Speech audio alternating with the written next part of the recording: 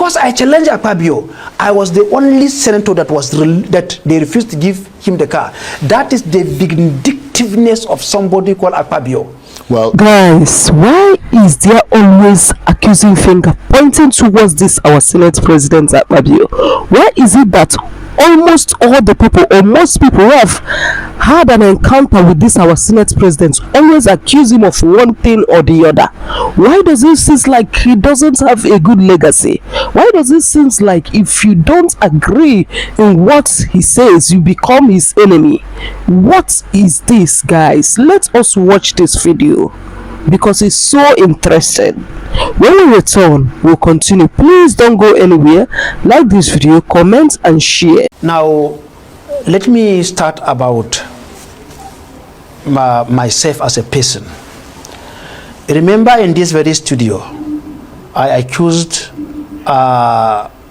Akpabio of one of the people who come together to see that I was out of the Senate.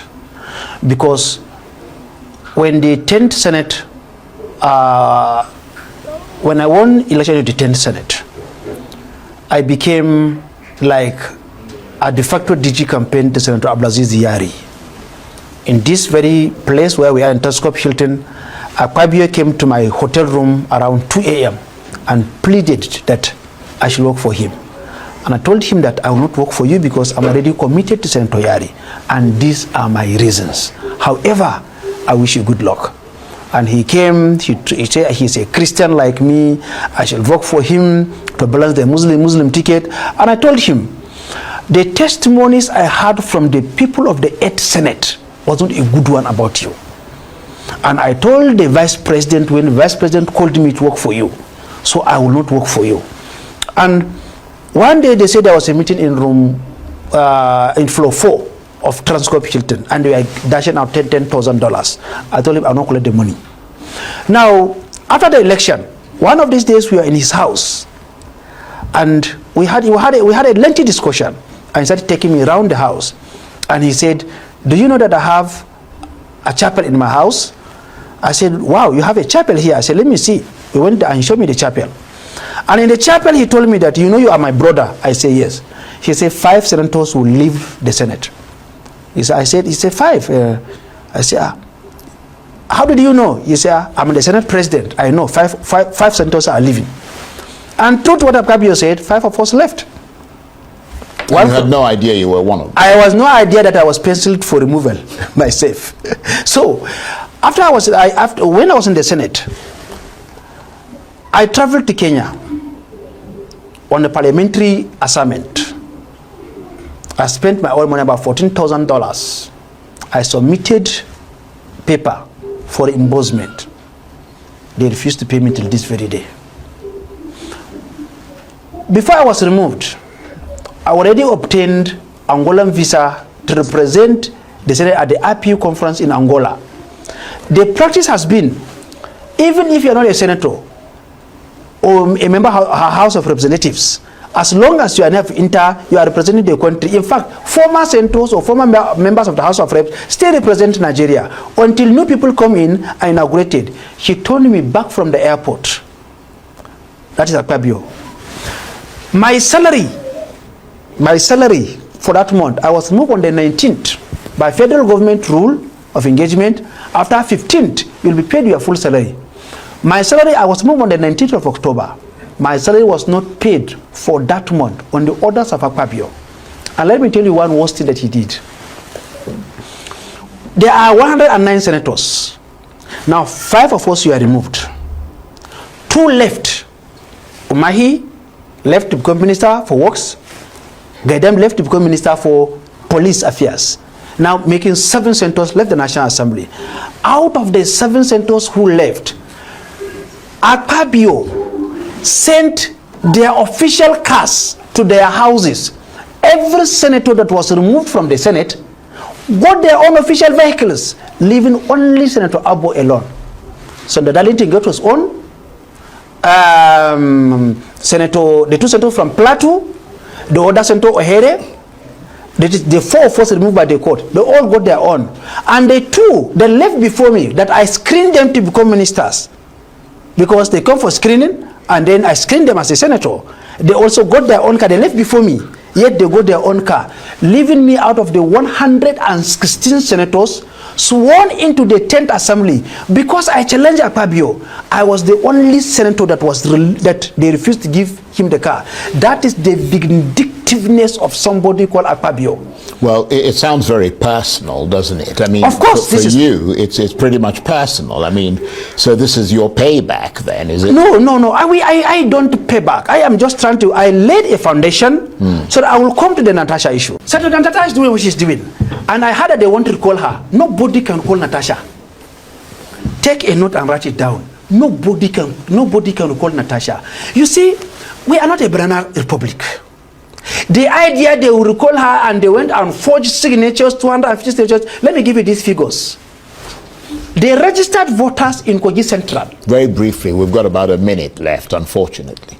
The registered voters in Kogi Central is over 500,000 registered voters. Section 69 of the 1999 Constitution said that you must have more than half of registered voters before they recall you. They got 250,000 signatures and submitted to INEC, and the law says that they must have 250,000 plus people who appeared for the guys. Why does it seem like anybody who has had an encounter with our Senate President Godswill Akpabio always has negative thing to say about him? Why does it seem like if he tells you something and you don't agree in his government, you become his enemy? Why is there always accusing finger pointing towards our Senate President? Why does it seem like he doesn't have a good reputation? What is this, guys? Since this case between Senator Natasha and Godswill Akpabio brought up, so many people, so many accusing finger have been pointing towards this our Senate President, except one who is his assistant in this case. Guys, let us watch this video. It is so interesting. When we return, we'll continue. Please subscribe to this YouTube channel, like this video, comment and share. Thank you. My advice is that she should continue pressing her own and be sincere, be truthful, and stand firm against dictatorship. Guys, if our politicians really have shame, these people will try to leave a good legacy, at least for the people they will leave behind when they must have gone. But these people, they don't care. Their mind there for their armpits. All they think about is today and how they can accumulate wealth, which they will not even remember where they will keep some of this wealth. These people don't care about Nigerians. They are playing with the lives of over 200 million Nigerians, all for their own selfish interest. Anybody that comes in contact with a particular person, 80% of them will have something bad, something negative to say about the person. And this is the person we have as the head of the lawmakers in Nigeria.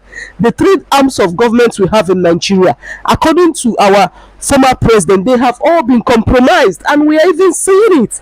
Shebi, they say that legislature, they are the people to make law. Why executive will implement the law and judiciary will interpret the law? Now, this is the way it goes in Nigeria. Executive will not make the law.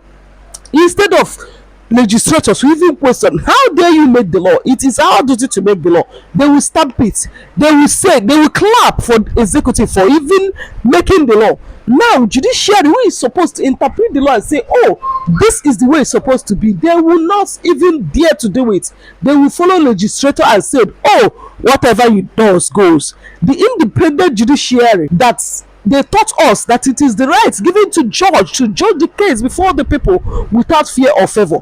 That's what we know. They even talk about it. It is whatever they tell them, whether from the executive or from the legislature, that is what they will do.